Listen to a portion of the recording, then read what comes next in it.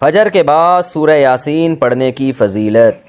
فجر کی نماز کے بعد سورہ یاسین پڑھنا کیسا ہے؟ کیا یہ سنت عمل ہے؟ عبد المطلب انڈیا سے۔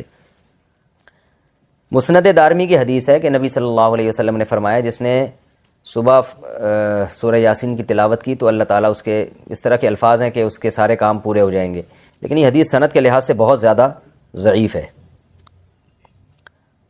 فجر کے بعد کون سے کام کریں؟ فجر کے بعد ایک مسلمان کی کیا روٹین ہونی چاہیے، اس پر روشنی ڈالیں۔ ابو حنین کراچی سے۔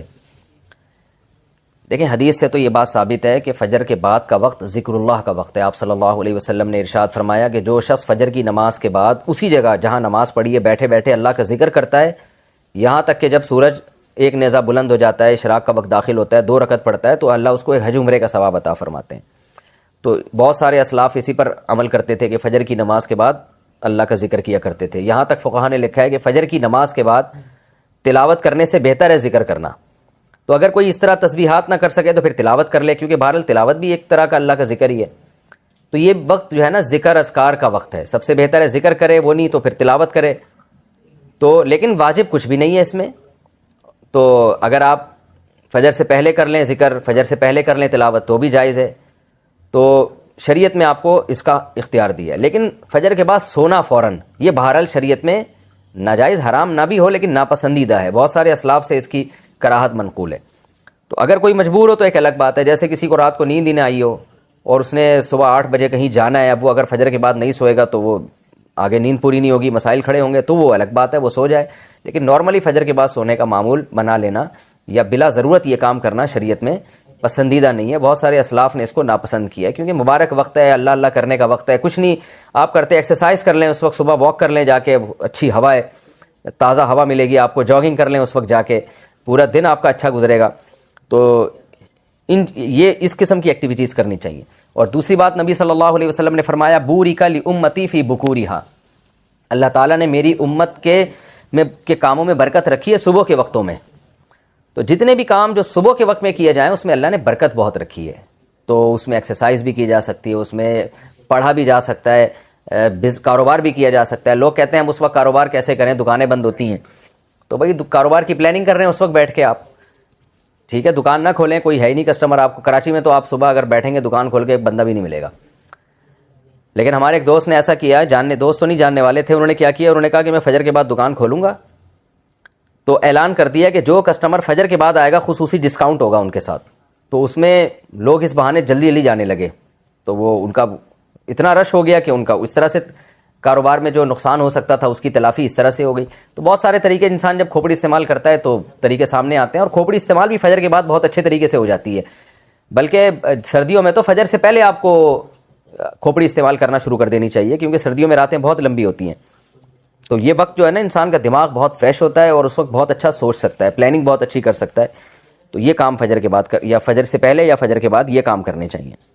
سورہ یاسین قرآن پاک کا دل کیوں؟ سورہ یاسین کو قرآن پاک کا دل کیوں کہا جاتا ہے، اس کی کیا وجہ ہے؟ شمائلہ سبی سے شمائلہ صاحبہ نے پوچھا ہے۔ جی یہ بھی پوچھا تھا بیچاری خاتون نے، رمضان سے 2 مہینے پہلے پوچھا ہوگا، جواب اب مل رہا ہے ان کو۔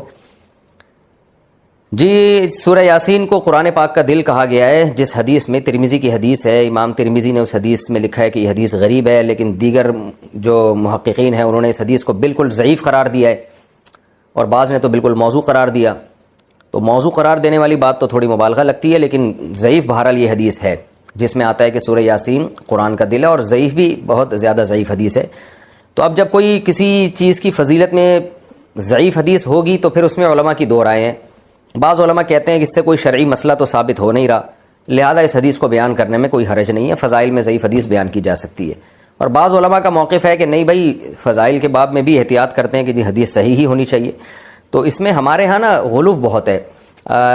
بعض لوگ کیا کہتے ہیں، کسی نے سورہ یاسین کی فضیلت میں ضعیف حدیث سنا دی تو بعض لوگ ان کے خلاف کلپ بنا کے ڈال دیتے ہیں، یہ دیکھو ان کو تو پتہ ہی نہیں حدیث ضعیف ہے اور نبی پر بہتان باندھ رہے ہیں، اور دیکھو ان کے پاس علم نہیں ہے۔ تو یہ بھی جہالت کی بات ہے، ضعیف حدیث اور موضوع میں فرق ہوتا ہے۔ تو اور بعض کیا کرتے ہیں، ان کا معیار ایسا ہوتا ہے، اتنا گر جاتا ہے کہ ان کو صحیح حدیث سے پتہ نہیں کچھ چڑ سی ہو جاتی ہے، وہ کبھی کسی موضوع پر التزام ہی نہیں کرتے کہ ہم صحیح حدیث پیش کر دیں لوگوں کے سامنے۔ اس بارے میں صحیح حدیث بھی ہوتی ہیں اس موضوع سے متعلق۔ تو اس لیے اعتدال کی رائے یہی ہے کہ آپ کا جو موقف ہے آپ وہ بیان کر دیں اور دوسرے پہ طنز نہ کریں آپ. تو ہماری رائے یہی ہے کہ جب ہمارے پاس صحیح احادیث سے اتنی چیزوں کی فضیلتیں ثابت ہیں تو ہمیں ضعیف کی طرف جانے کی ضرورت نہیں ہے. تو میرا تو طریقہ یہی رہا ہے کہ بھئی جب سورہ یاسین کے بارے میں جو یہ حدیث ہے کہ قرآن پاک کا دل ہے، یہ صحیح حدیث نہیں ہے، تو میرا موقف یہی ہے کہ اس میں احتیاط کی جائے، نہ بیان کی جائے وہ حدیث. لیکن اگر کوئی عالم یہ حدیث بیان کرتے ہیں ممبر پہ سورہ یاسین کی فضیلت میں، تو ان پہ طنز نہیں کیا جا سکتا، کیونکہ کوئی شرعی مسئلہ نہیں بیان کیا جا رہا. کیونکہ سورہ یاسین کا مضمون بہرحال اتنا جاندار، اتنا شاندار ہے کہ اس ضعیف روایت کی تائید اس سے بہرحال ہوتی ہے کہ اس کے مضمون کو جب آپ دیکھتے ہیں تو لگتا ہے کہ یہ واقعی قرآن پاک کا دل ہے. اولم یر الانسان انا خلقناہ من نطفۃ فاذا هو خصیم مبین. نبی کے پاس ایک شخص جو ہے نا قبر کی بوسیدہ ہڈی لے کر آیا اور کہنے لگا اس میں جان کون ڈالے گا. سورہ یاسین میں اللہ نے آخری رکوع نازل کیا کہ یہ انسان جو آپ کے پاس ہڈی لے کر آیا ہے یہ دیکھتا نہیں ہے ہم نے اس کو منی کے قطرے سے بنایا، اور آج یہ ہم پہ اعتراض کر رہا ہے کہ اس بوسیدہ ہڈی میں کون جان ڈالے گا. قل یحییھا الذی انشأھا اول مرہ. آپ اسے کہتے ہیں وہی جس نے اس ہڈی کو پہلی دفعہ بنایا نا، اسی ہڈی سے پوچھیے، بتائے گی جس نے مجھے پہلی دفعہ بنایا ہے وہ مجھے دوبارہ بھی بنا سکتا ہے. تو ایسے جاندار مضامین ہیں سورہ یاسین کے، تو اس لحاظ سے اس کو دل کہہ دینے میں کوئی حرج نہیں ہے. لیکن بہرحال اس بارے میں جو روایت ہے وہ کافی ضعیف روایت ہے. تو ہمارا طرز یہ ہے کہ جو صحیح احادیث ہیں، جیسے عبداللہ ابن عباس رضی اللہ عنہ سے ایک اثر منقول ہے سورہ یاسین کی فضیلت میں، صبح و شام پڑھنا چاہیے سورہ یاسین کو. تو ایسے صحیح روایات کا اگر ہم التزام کریں تو یہ زیادہ بہتر ہے. پھر کبھی انشاءاللہ میں سورہ یاسین کی کوئی فضیلت اگر صحیح احادیث میں وارد ہوئی ہے تو اس پہ الگ سے انشاءاللہ میں کلپ ریکارڈ کروا دوں گا. عام طور پر جو صورتوں کے الگ الگ فضائل کے بارے میں جو احادیث ہیں نا وہ ضعیف ہی ہوتی ہیں. عام طور پر صورتوں کے الگ الگ جو فضائل ہوتے ہیں نا، فلاں صورت کی یہ فضیلت، فلاں صورت کی، عام طور پر قاعدہ کلیہ نہیں ہے. بعض صورتوں کی فضیلت پر جیسے سورہ اخلاص کے بارے میں آتا ہے 3 دفعہ سورہ اخلاص پڑھنا ایک قرآن کے برابر ہے، تو یہ تو صحیح حدیث سے ثابت ہے. لیکن عام طور پر جو صورتوں کی الگ الگ فضیلت کے فلاں ٹائم پہ پڑھنے میں یہ، فلاں ٹائم پہ پڑھنے میں، تو عموماً اس بارے میں روایات اکثر ضعیف ہوتی ہیں.